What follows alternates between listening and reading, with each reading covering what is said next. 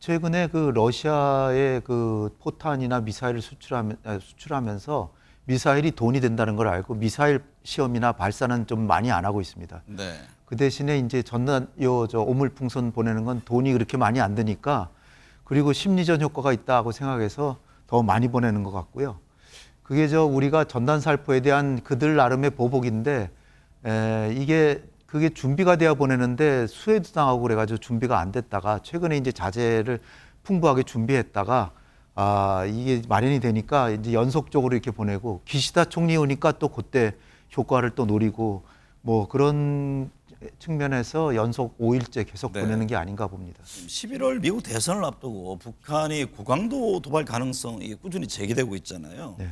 지금 북한은 할 동기가 충분합니다. 왜냐하면 지금 트럼프하고 해리스하고 백중세기 때문에 트럼프가 당선이 되기를 간절히 바라는 마음에서 도와주기 위해서 할 수도 있고요. 지금 북한 경제가 아니니까 안 좋으니까 주민이나 군부의 사기를 높이기 위해서도 해야 되고, 존재감도 과시하고, 또 무기 발전 그 계획이 있잖아요. 그것을 위해서도 지금 탄두를 소형화하기 위해서 또 핵실험이 필요하고, 네. 그 다음에 이제 마지막으로 이 트럼프가 만약 당선이 돼서 북미 간에 협상이 되더라도 협상이 되면 이제 핵실험 못 하잖아요. 네. 그러니까 협상하기 전에 마지막이라도 한 번 더 하자.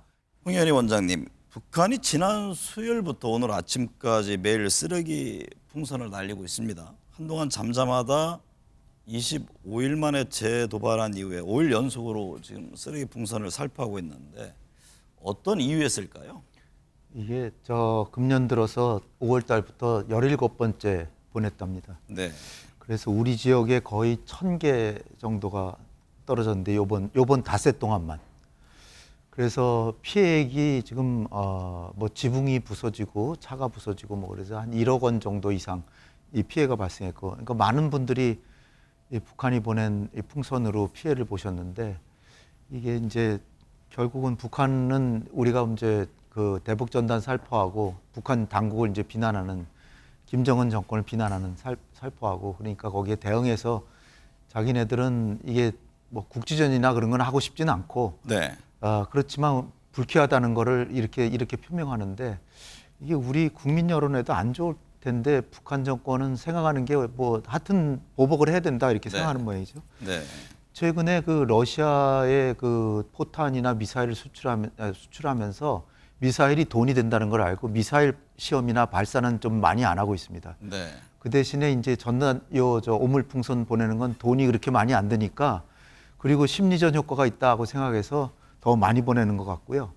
그게 우리가 전단 살포에 대한 그들 나름의 보복인데, 그게 준비가 돼야 보내는데 수혜도 당하고 그래가지고 준비가 안 됐다가 최근에 이제 자재를 풍부하게 준비했다가 이게 마련이 되니까 이제 연속적으로 이렇게 보내고, 기시다 총리 오니까 또 그때 효과를 또 노리고, 뭐 그런 측면에서 연속 5일째 계속 네. 보내는 게 아닌가 봅니다.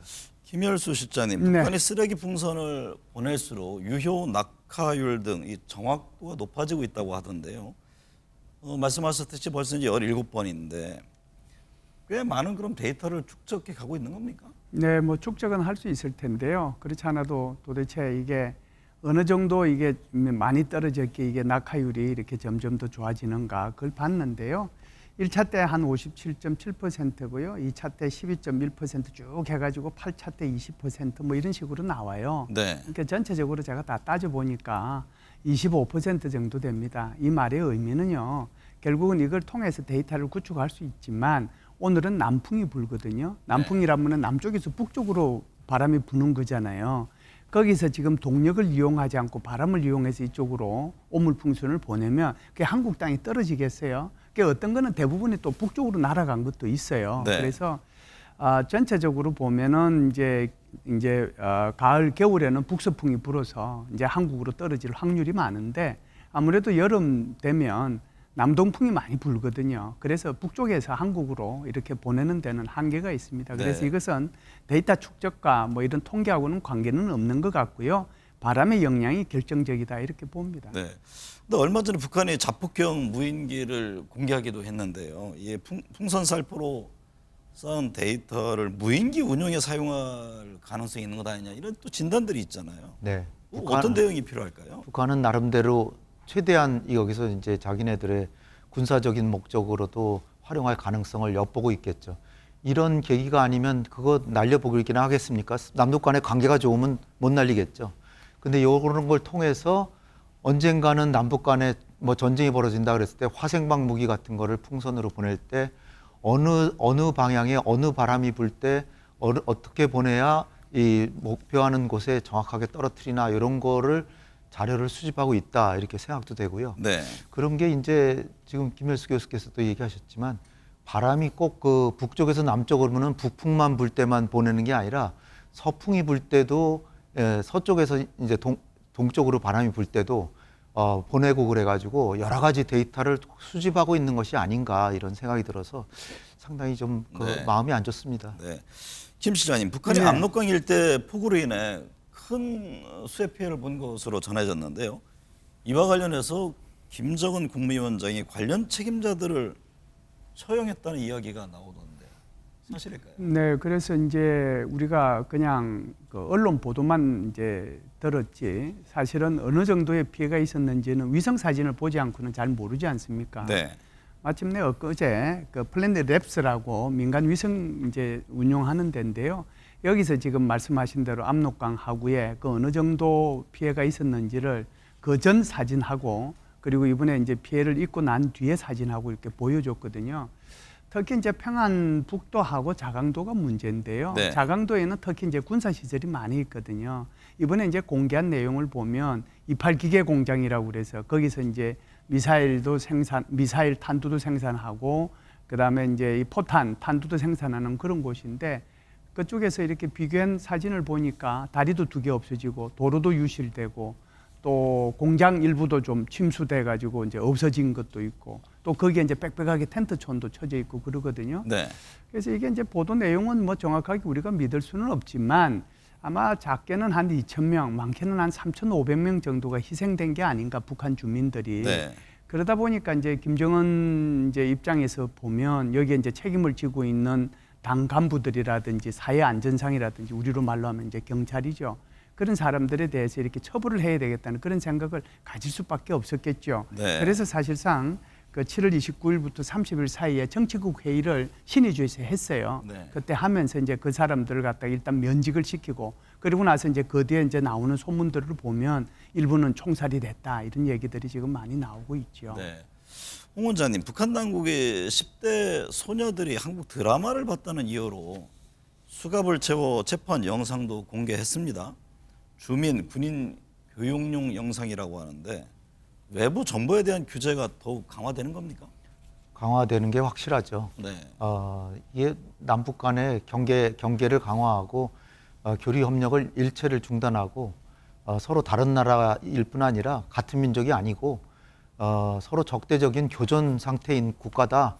뭐 이렇게 하면서 중요한 건 이제 코로나로 인해서 경제가 안 좋아지니까 불안할 거 아니에요. 통치자가 독재를 하고 있으니까 더군다나 인권도 탄압하고 그러니까 주민 통제를 더욱 강화하고 그렇게 되다 보니까 인권 상황은 더 안 좋아지고 우리 대한민국이 북한의 인권을 개선한다라고 하지만 실제적으로는 개선을 하려면 남북 간의 교류 협력도 하고 북한 당국이 결국은 그 이런 통제를 완화시키도록 그런 노력을 해야 되는데 우리가 계속 그 강압적으로 압박만 가하니까 우리의 정책은 별 효용이 없어 보이고요. 어쨌든 이 10대 소녀를 이렇게 수갑까지 채워서 데려가고 이런 모습은 과거에는 없었다고 합니다. 네. 근데 이제 이렇게 하면서 그들 말로 우리 남한을 그 괴뢰라 그러거든요. 괴뢰 텔레비전극 등 손전화기로 불순 녹음 녹화물을 구입 시청 보관 유포한 죄다. 그래가지고 그 학생들 이름은 물론이고 부모 이름과 직업까지 공개하고 근데 거꾸로 보면은 북한 내부에서 한국 영화나 드라마 시청이 상당히 보편화돼 있다. 네. 그래서 우리가 이거를 갖다가 강압적으로 그냥 뭐 전단 살포할 때 뭐 드라마 비디오를 보내고 뭐 이럴 필요는 없지만 우리가 드라마 이런 걸 중국을 통해서는 많이 들어갈 수 있도록 하는 거는 하나의 전략이 될 수 있다 이렇게 봅니다. 네. 김열수 실장님, 네. 북한에서 러시아로 컨테이너가 지속해서 반출되고 있습니다. 네. 한 3,000개 이상이 넘어간 걸로 파악되는데 이게 이제 북러 군사 밀착과 연관지어서 생각해 볼 수 있잖아요. 그렇죠. 한반도에 그럼 어떤 영향을 줍니까?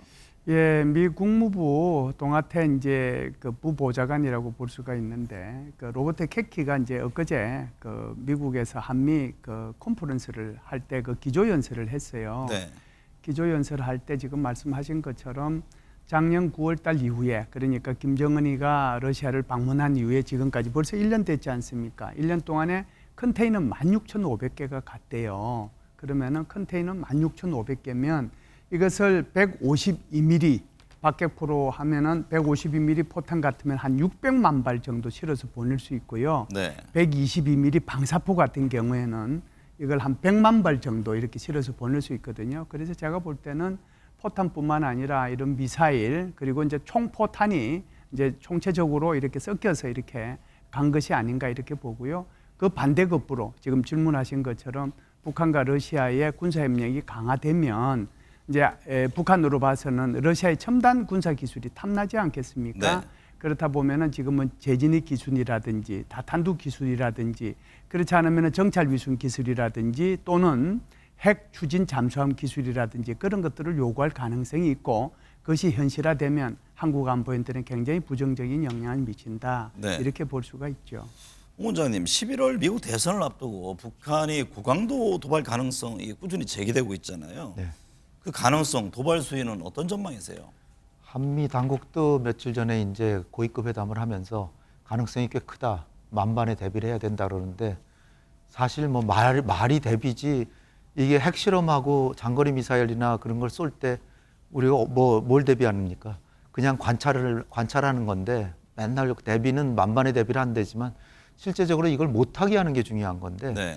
지금 북한은 할 동기가 충분합니다. 왜냐하면 지금 트럼프하고 해리스하고 백중세기 때문에 트럼프가 당선이 되기를 간절히 바라는 마음에서 도와주기 위해서 할 수도 있고요. 지금 북한 경제가 아니니까 안 좋으니까 주민이나 군부의 사기를 높이기 위해서도 해야 되고 존재감도 과시하고 또 무기 발전 그 계획이 있잖아요. 그것을 위해서도 지금 탄두를 소형화하기 위해서 또 핵실험이 필요하고 네. 그다음에 이제 마지막으로 이 트럼프가 만약 당선이 돼서 북미 간에 협상이 되더라도 협상이 되면 이제 핵실험 못 하잖아요. 네. 그러니까 협상하기 전에 마지막이라도 한 번 더 하자 이런 마음으로 할 수도 있고요. 그리고 이걸 해야 핵 능력이 강화돼서 협상력도 강화된다 이런 생각도 할 수 있어요. 네. 근데 이거를 막을 수 있는 거는 우리 정부나 미국이 막을 수 있는 게 아니고 결국은 중국이 막는 건데 중국이 강력한 눈에 보이지 않는 압박을 행사해서 만약 핵실험하면 가만두지 않는다 이렇게 해서 막고 있는 건데 네.